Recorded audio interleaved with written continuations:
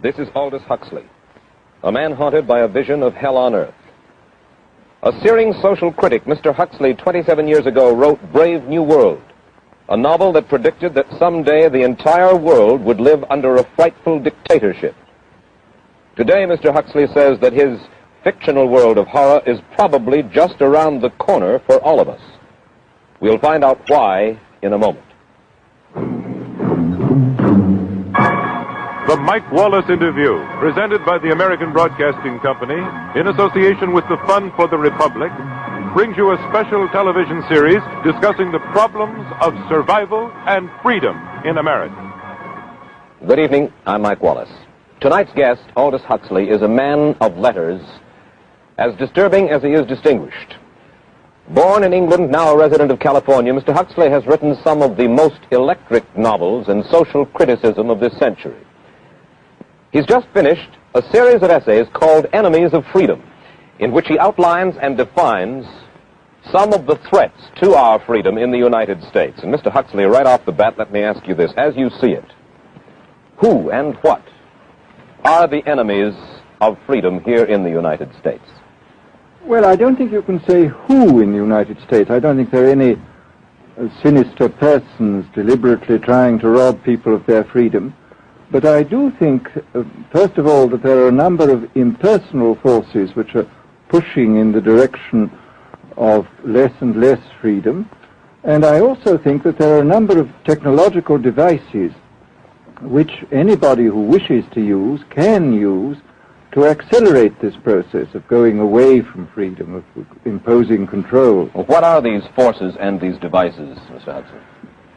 I should say that there are two main impersonal forces. The first of them is not exceedingly important in the United States at the present time, though very important in other countries. This is the force which in general terms can be called overpopulation, the mounting pressure of population pressing upon existing resources. This, of course, is an extraordinary thing. Something is happening which has never happened in the world's history before. I mean, let's just take a simple fact that between the time of the birth of Christ and the landing of the Mayflower, the population of the Earth doubled. It rose from 250 million to probably 500 million. Today, the population of the Earth is rising at such a rate that it will double in half a century. Well, why should overpopulation work to diminish our freedoms? Well, in a number of ways. I mean, the experts in the field, like Harrison Brown, for example, pointed out that in the underdeveloped countries, actually the standard of living is at present falling, that people have less to eat and less goods per capita than they had 50 years ago.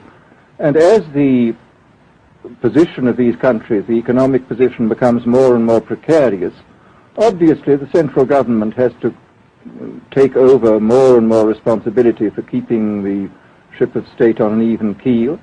And then, of course, you're likely to get social unrest under such conditions, with again an intervention of the central government. So that I think one sees here a pattern which seems to be pushing very strongly towards a totalitarian regime. And unfortunately, as in all these underdeveloped countries, the only highly organized political party is the Communist Party, it looks rather as though they will be the heirs to this unfortunate process, that they will step into the position of power. Well, then, ironically enough, one of the greatest forces against communism in the world, the Catholic Church, according to your thesis, would seem to be pushing us directly into the hands of the communists because they are against birth control. Well, I think this strange paradox probably is true. There is it's an extraordinary situation, actually. I mean, one has to look at it, of course, from a biological point of view. The whole essence of biological life on Earth is a question of balance, and what we have done is to practice death control in a most intensive manner without balancing this with birth control at the other end. Consequently, the birth rates remain as high as they were, and death rates have fallen substantially. All right, then. So much for the time being, anyway, for overpopulation. Another force that is diminishing our freedoms. Well, another force which I think is very strongly operative in this country is the force of what may be called over-organization. As technology becomes more and more complicated, it becomes necessary to have more and more elaborate organizations, more hierarchical organizations.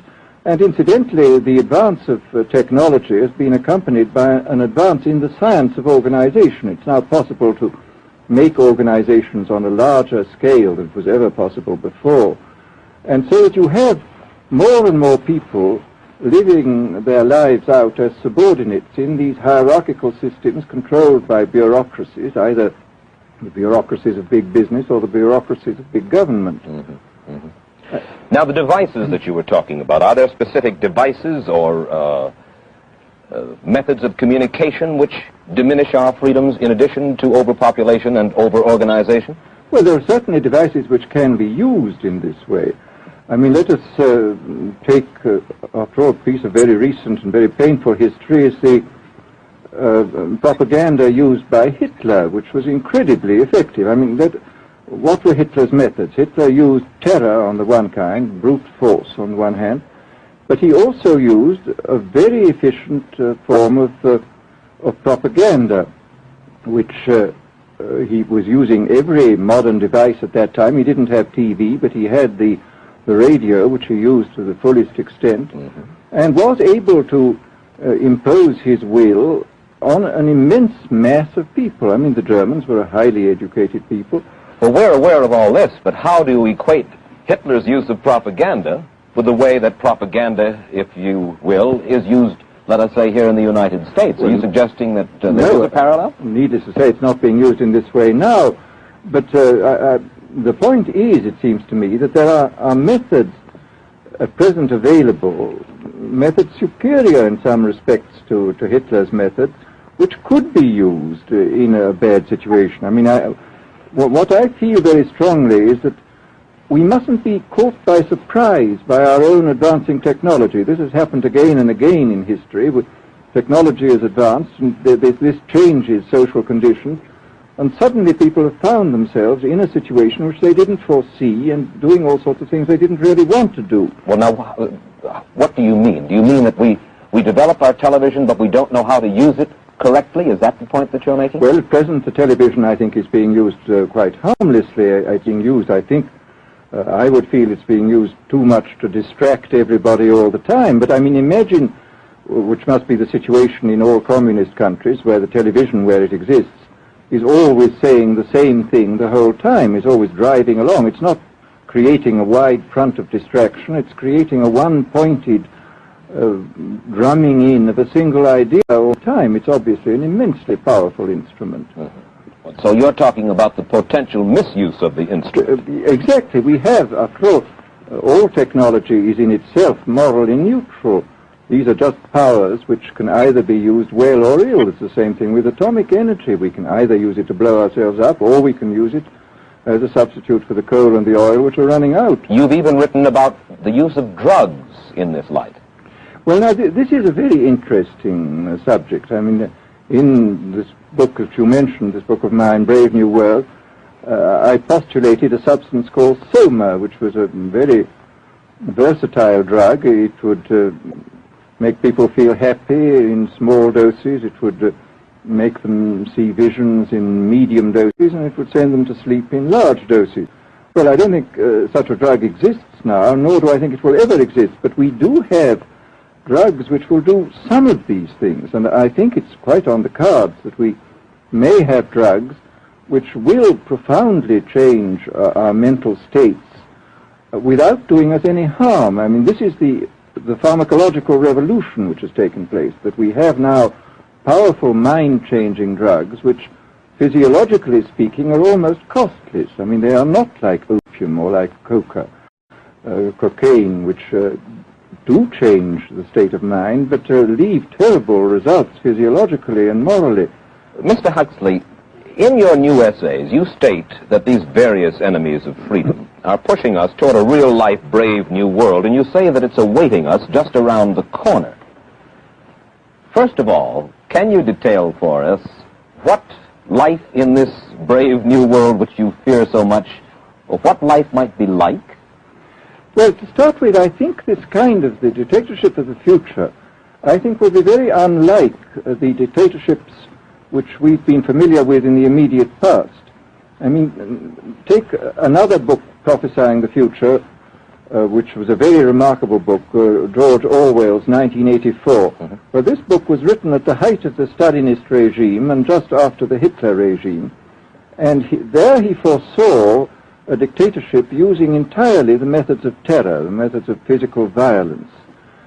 Now, I think what is going to happen in the future is the dictators will find, as the old saying goes, that you can do everything with bayonets except sit on them. That if you want to preserve your power indefinitely, you have to get the consent of the ruled. And this they will do partly by drugs, as I foresaw in Brave New World, partly by these new techniques of propaganda. They will do it by bypassing the sort of rational side of man and appealing to his subconscious and his deeper emotions and his physiology even, and so making him actually love his slavery. I mean, I think this is the danger, that actually people may be in some ways happy under the new regime, but they will be happy in a situation where they oughtn't to be happy. But let me ask you this. You're talking about a world that could take place within the confines of a totalitarian state. Let's become more immediate, more urgent about it. We believe, anyway, that we live in a democracy here in the United States. Do you believe that this brave new world that you talk about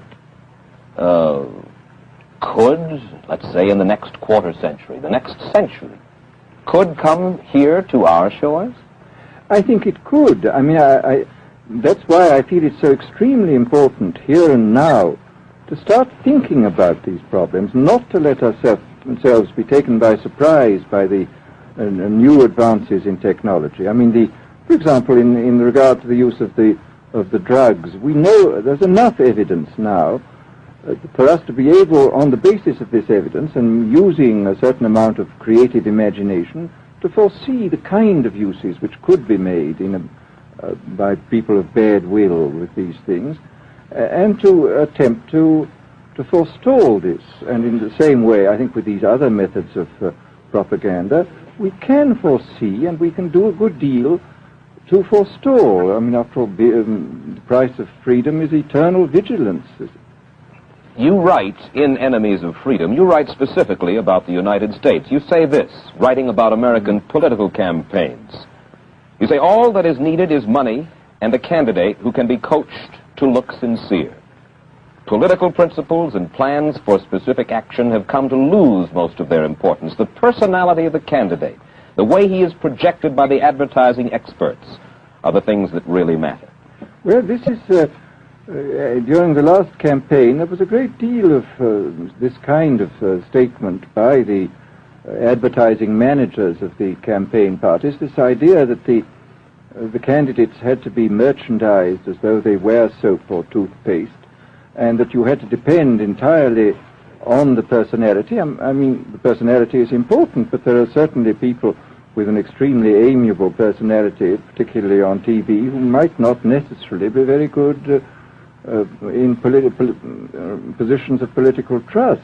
Well, do you feel that men like Eisenhower, Stevenson, Nixon, with knowledge of forethought, were trying to pull the wool over the eyes of the American public?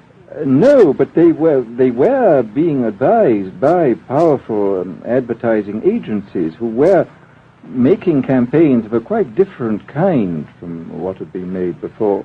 And I think we shall